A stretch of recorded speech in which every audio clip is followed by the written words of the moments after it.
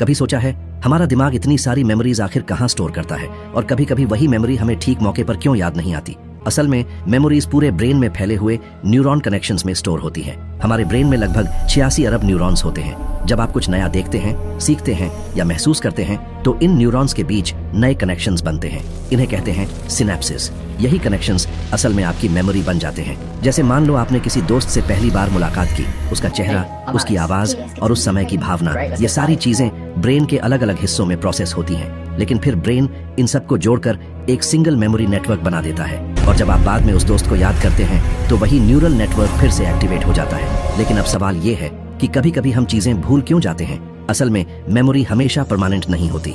अगर किसी neural connection का इस्तेमाल कम होता है तो वह धीरे धीरे कमजोर होने लगता है।